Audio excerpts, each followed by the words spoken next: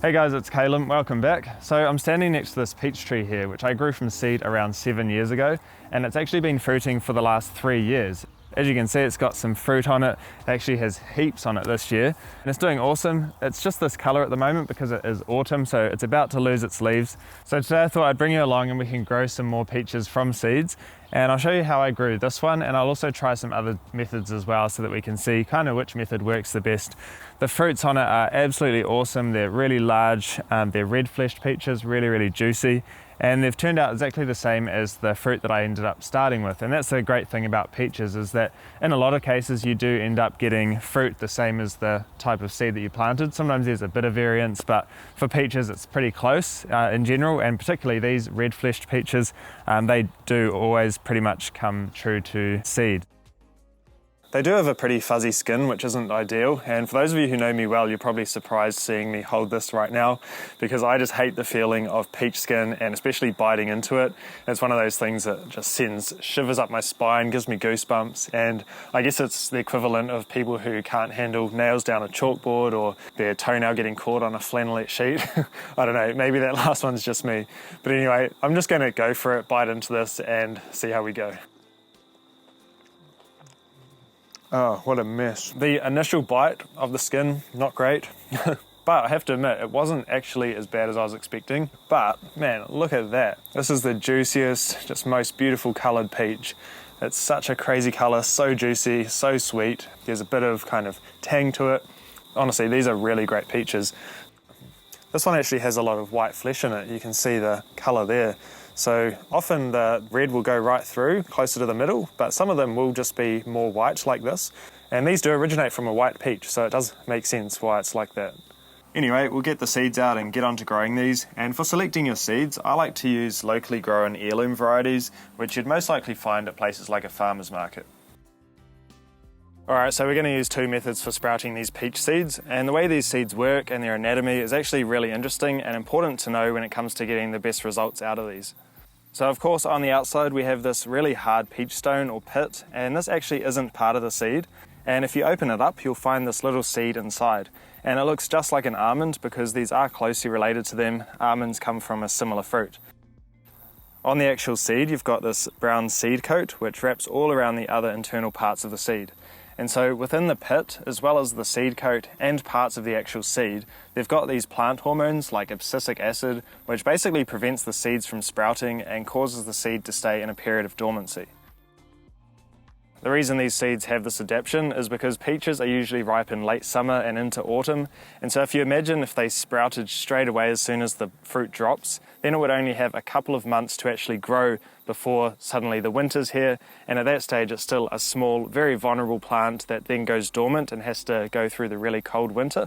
So all those hormones prevent the premature sprouting of the seeds, but they're broken down during the cold temperatures and moist conditions over the winter, which then allows them to sprout during the springtime as the temperature warms up. So the process of putting the seeds through a period of winter chilling is called stratification, and I'm sure some of you know that already. But you can skip the stratification with stone fruit seeds, but it's not something that I recommend, although it is something that I've tried before with apricot seeds. So what you would do is just take off this outer husk and then get the seed and peel the brown coating off it, or the seed coat, and then you're left with the little white seed. And if you plant that in warm conditions, it usually will sprout relatively quickly. But the problem is that even within the little white seed, there is still some of those plant hormones or germination inhibitors, and that will usually affect the growth of your little seedling, and it will usually be stunted and not sort of grow to its full potential. The other problem as well is that, right now it's autumn, and so it's just the wrong time of year to get these going. I really want them to sprout in the spring, which is their natural process anyway.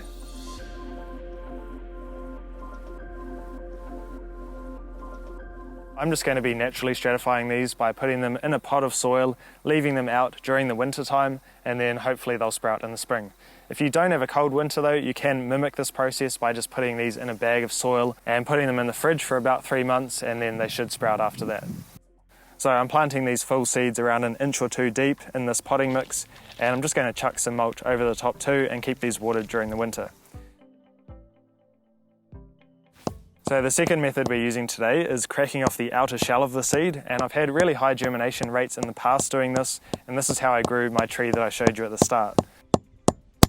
Once you hear it make a different sound, it means the seed's cracked, and you can then carefully pry it open so you don't hit it too many times and break the seed. There is obviously better ways to do this. You could use a vise or maybe a nut cracker or something.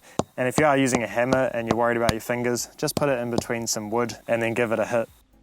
So we'll place these little almond-looking seeds in some moist soil as well, and we'll leave them outside over the winter in the same conditions as the other seeds. Alright guys, so we're only 4 days into spring and we have our first little peach tree seedling coming up.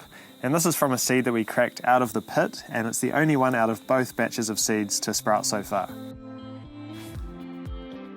Alright, so check this out. We now have a bunch of little peach seedlings. So these are the ones that we cracked the seeds out of the pits. And turns out we have a 100% germination rate from these, so 8 trees all up, which is awesome to see. As for the seeds that we planted without cracking the outer pit, so far only 2 out of the 10 seeds have sprouted, and I'm actually surprised that only 2 have sprouted. I thought there would be at least a few more, but it is really interesting how much of a different result we've ended up with. And personally, I always have had a really high germination rate from seeds where I've removed the pit, so that's probably the way that I'll grow these again in the future. So today we're finally planting one of these trees in the ground, and it's only a few days away from summer and the ground here is already really dry, and this particular area has only around 10 centimetres of topsoil before hitting clay. So I've dug down to the clay level and I'm going to plant the tree on a mound just to give it more depth to grow in, and this is just a mixture of topsoil and compost. I'm also just shaping the mound so it has kind of a crater in the middle so that when I water the tree it can actually soak in. Last thing to do is add a thick layer of mulch to help keep the soil moist and cool during our hot and dry summer. And we'll check in again at the end of summer and see how much it's grown by then. Alright guys, so before I show you the tree that we planted in the ground, these are all the peach trees that are still in their pots. They're looking really nice and green and lush. I'm stoked with how they're doing. And it was only around 6 weeks ago that these were looking kind of tatty and a bit terrible, and they had basically just stopped growing. And so I planted them into some larger pots, and since then they're doing a lot better. They've put on a bunch more growth and they're just looking a lot happier. And looking at the differences between the 2 types that we started, these are the 2 that were still in the peach stone, and these are all the ones we grew that we removed the seed from the pit, and they're all the same height. The only difference is that this batch we got a lot more seedlings. Okay, so this is the tree we planted in the ground earlier, and as you can see it's gotten a lot bigger than the trees that are still in their pots. So, you know, of course the sooner you can get your trees into the ground, the faster they're going to grow. So for this tree long term, I plan to prune it into an open vase shape, which is kind of a typical way that a lot of stone fruit trees are pruned. It just allows, you know, good ventilation in the tree, as well as the sunlight to get down into the tree and onto the fruit. This peach tree here was sprouted from a seed just under 2.5 years ago, and so when it was 2 it actually produced its first flowers, and it did produce a fruit as well. It's just fallen to the ground today, so I quickly grabbed my camera to film this segment. It only produced just this one fruit. The rest of the flowers didn't end up taking, and it's probably just because it's such a young tree, so I didn't even really expect it to come to anything. It's not the largest peach by any means. It may just be because our summer here has been so incredibly dry. We've had very small amounts of rain. Oh, goosebumps. That is insanely sweet. That's a really good peach. It's quite a white coloured flesh, really interesting looking, but super juicy, super sweet. Really, really delicious, except for the skin. So it does show that these can fruit from seed in as little as around 2.5 years, and I would say more typically though for peaches to wait around 3 years before you expect fruit from them. But even that is a pretty short amount of time to wait to get your first peaches from a tree that you grew from seed. And then year on year after that, you should expect more and more peaches from your tree as the tree gets bigger and more mature. So I think it's a worthy investment to do, especially knowing that these usually grow relatively true to type, and you're going to get a decent peach out of your tree. Alright, well we're back where we started almost a year later. This is the original tree, now covered in a bunch more peaches, which is great to see. Hey Rocky, come over here. Say hello. Hey Rocky boy. Anyway guys, thanks for watching. If you want to see me grow some other fruits from seed, check out this video over here. Hope you have a great rest of your day. I'll see you in the next one.